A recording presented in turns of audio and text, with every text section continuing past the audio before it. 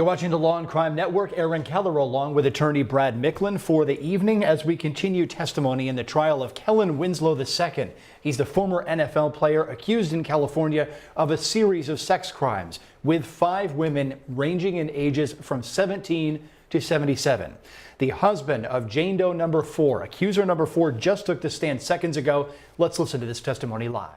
We're listening to testimony in the California prosecution of Kellen Winslow II, the former NFL tight end accused of a series of sex crimes. This testimony from the husband of accuser number 4. Attorney Brad Micklin is with me tonight here on the Law and Crime Network. So, Brad, we're listening to what California attorneys tell me happens frequently, and that is witness after witness getting on the stand and saying, oh, the story you heard before from the key witness, Jane Doe number 4, is likely correct because she told me a similar story some time ago. Right. Yeah, and I think in a case like this, it's helpful. I mean, it's duplicative, but it's helpful to have corroboration because with many of the other Jane Does, I know there's issues about credibility, consistency of certain evidence. So I think the corroboration helps, but it also possibly can taint it because we don't know how many times they've had discussions with it. We don't know how many conversations they have with the prosecutor, so they can sort of learn the information that they're later testifying to, maybe not even intentionally, but there's sometimes a taint to it because they're speaking about it so often. And that's exactly what the defense is getting at right now. The defense getting up there saying, okay, look, you had all these conversations. You couldn't remember the names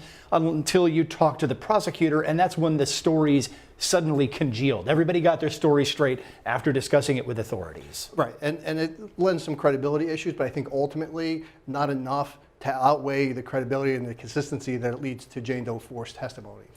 Jane Doe number 5 on the witness stand in the Kellen Winslow II case out of California. She basically says he was masturbating in this jacuzzi. Kellen Winslow II faces a number of sex crimes charges as to this particular witness: lewd conduct, willful cruelty to an elder, and battery against an elder or dependent adult. Attorney Brad Micklin is here with me now on the Law and Crime Network. So, look, this is testimony that I believe. I think that she's coming across very credibly. Well, that's the problem I have with this witness and the nature of this case from a defendant's standpoint. First, there are a lot of questions. Why didn't she leave at first? He's on the machine, he's in his clothing. She asked to use the machine instead of leaving. He comes by her again, she doesn't leave. Then she sees him in the jacuzzi and she still doesn't leave. But then you start to listen to it and you think, well, she's credible. You can see how it could be consistent.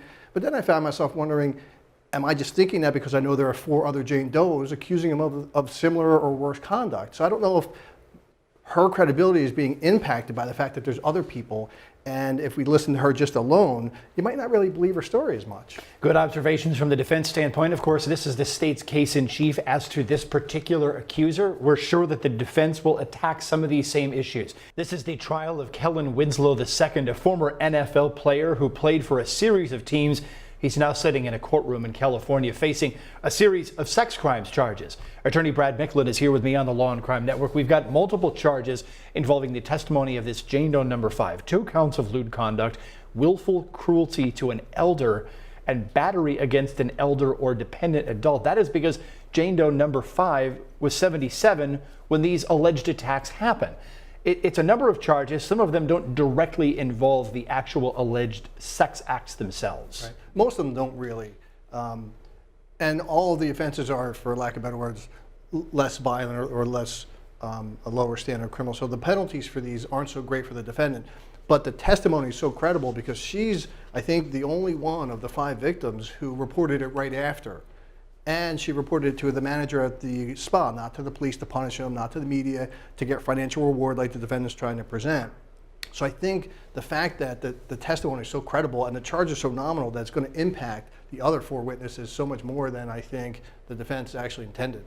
That's one of the questions I've had all along in this case, is that the defense is saying, okay, well, as to these accusers, we're saying sex occurred, but it was consensual. And as to these, some of them are just flat out making it up because they saw it in the press. And so does the defense lose credibility by kind of shifting theories as to the particular accuser? I think so. And it's got to be incredibly challenging to be a defendant in this kind of a case because you have 5 victims. So you can't say all 5 were consensual or all 5 are out for money. But when you do, when you pick and choose, well, this group was for money, but this group was consensual, it it raises credibility issues, I think, on all the arguments. And look, all the defense needs to do is try to raise reasonable doubt. But the bigger picture issue, the credibility, I agree, is probably going to be an issue in this one. We are at the end of the day in the California sex crimes prosecution of former NFL player Kellen Winslow II.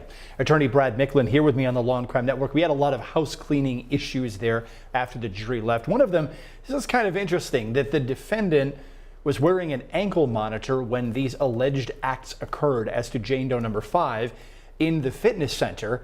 And we heard the testimony from Jane Doe number 5 herself that there was some kind of a towel around his ankle. Apparently that was covering the ankle monitor. The state wants to get this corroborating evidence that that monitor can plot him as being in that fitness center when she says these acts happen. Now that's important for the state, but there's a downside to the defense that they don't want the jury to know that he was out on bail with regards to the other incidents. Right. It's prejudicial because you want to place him there, but you don't want it to look like an admission. If a layman or a common person is going to think, well, if he was out on bail for committing a violent, heinous crime, then it's more likely he also committed this crime.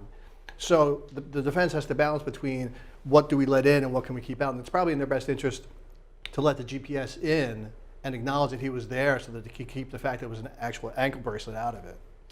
The defense did admit during the opening statements that he was indeed there. They're just trying to say, oh, this was all misconstrued, that this was just an innocent, someone bumping into somebody else in a jacuzzi at a fitness center. It's small, etc. Nothing nefarious here. That's the way the defense tried to characterize this back during openings. Of course, we heard from Jane Doe number 5. That's not the way she saw it at all. But, they basically admitted she was there, that he was there, so the ankle monitor thing may not be that big of a deal. Should the defense then stipulate to say, okay, we will allow it to come in for the limited purpose of saying he was indeed there? Is that a good move for the defense, or is that just opening the door up a little too far for the defense? I think it's a good move for them to let it in because I think it's going to come in either way. Whether it's through an ankle bracelet or his membership check-in or video cameras, there had to be something that placed him there in some way. Just like there was evidence of his biking with the other Jane Doe and there was friends that corroborate. He hasn't disputed being present at most of these incidences. So to fight and take a chance that the ankle bracelet comes in, I think would be more damaging than agreeing that he was at the gym.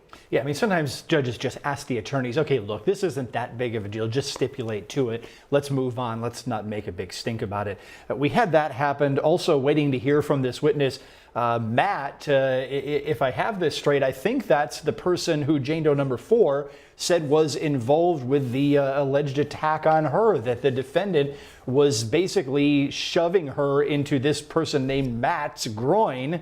Okay, disgusting accusation here. So Matt needs his own counsel to determine whether or not he's going to get up on the stand and tell this from his perspective. And I'm not really sure what they gain from it. If he gets up and takes the Fifth Amendment, asserts his Fifth Amendment privilege and doesn't testify, that might suggest that there's something nefarious that happened and that lead the jury to think that that's what he's not testifying to. Or it could just be very confusing as to why they're calling him in the first place. I don't know if they gain much if he's not going to actually testify. Yeah, this is going to be a really interesting one because, of course, if he gets up there, does he just turn around and say, oh, yeah, I was involved in everything. I have immunity, so I'm going to testify at will because I was dragged into this by my friend, my buddy, the defendant, and it was really all him. If he gets up there, this is probably going to be case over for the defense. He could either be a witness or he could be an accomplice, and we don't really know. And I think until they decide whether he's going to testify and how he's going to testify, we won't really know what position he is. Yeah, that I think may be the next big key witness. He's a defense witness. He's on the defense's list, so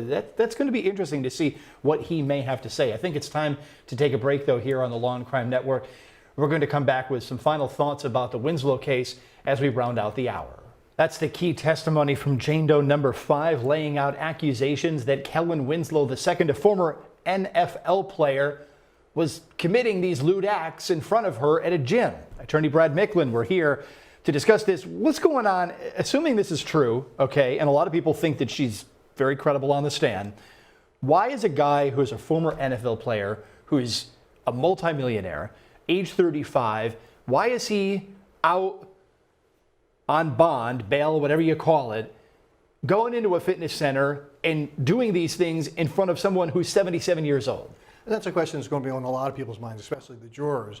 But you have to assume, and I often do when it comes to heinous crimes like this, that there's some level of mental illness that occurs whenever somebody commits these kind of heinous sexual crimes.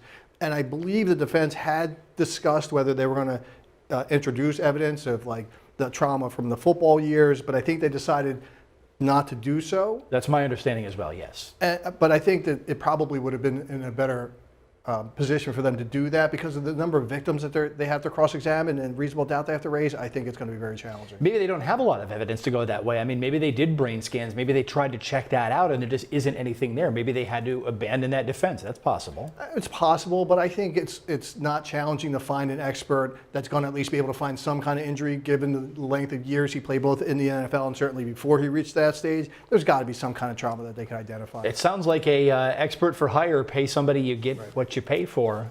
I don't know. Well, and that's what a lot of people say, and there's always, unfortunately, an expert for hire, and he obviously has the means, as does the state, so you would have two credible witnesses or two credible experts going head to head. And you never know how that might end in the minds of the jurors. Look, we're going to talk a little bit more after this break about the second incident that Jane Doe number 5 brings up. There was the one near the exercise equipment and the other one near the jacuzzi.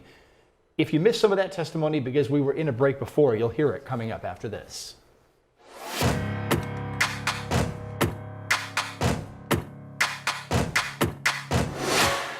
Of the testimony of Jane Doe number 5 about what she says happened to her in that jacuzzi at that fitness center.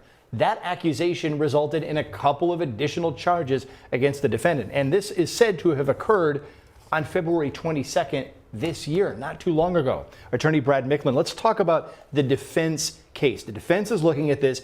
The defense gets to cross-examine this witness tomorrow. What do you think the defense is sure to ask? This is probably one of the best witnesses for the defense to cross, because when you're cross-examining a victim of sexual violence, you have to be careful, one, not to look like you're attacking her or victimizing her again, and you want to avoid looking like you're playing lawyer tricks. So here, all they have to do is show all the times where what would be called a reasonable person or many other people would do differently in the circumstance. They would have left when they saw him stroking himself at the machine. They would have asked to use it afterwards. They would have left when the second instance, when he came and stretched by her and made an abrasive comment. And they certainly would have left the jacuzzi as soon as he walked into the room. She didn't do any of that. So all they have to do is show that most people in those circumstances wouldn't have acted that way, and therefore it's probably not true. And the defense can say mistaken perception, because she said, if I'm not mistaken, that she saw the arm moving but didn't really see what was going on underneath the water, underneath the bubbles. So look, some of these jacuzzis are powerful. Is it possible his arm was getting knocked around because it was right next to one of the vents with all the bubbles? Is it possible this wasn't even going on the way that she imagined it?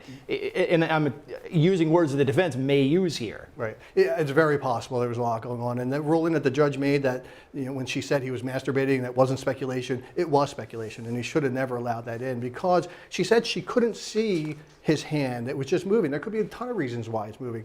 And the troubling thing about this was, if this were just the only victim, this probably wouldn't have made it to a courtroom because she didn't see it, because she acted inconsistently. But because there's 4 other victims, they probably felt justified in bringing this. Now it's like a chicken or the egg. Were there 4 other victims in serious crimes, or was this serious or not? And I think the fact that he's facing 5 victims now makes it so much less fair of a trial for the defendant than it would have if they would have really scrutinized these individually. I say that all along. Some states are much more strict on how many of these so-called other bad acts, the federal rule 404B, I say it all the time, how many of them can you stack up together to form basically a multi-layer sandwich and throw it all at the defense at once? And look, we heard the defense basically say, as to this case, that everybody, by the time Jane Doe number 5 came along, knew this guy was being charged. Brad, thanks a lot for joining us on Law and Crime tonight.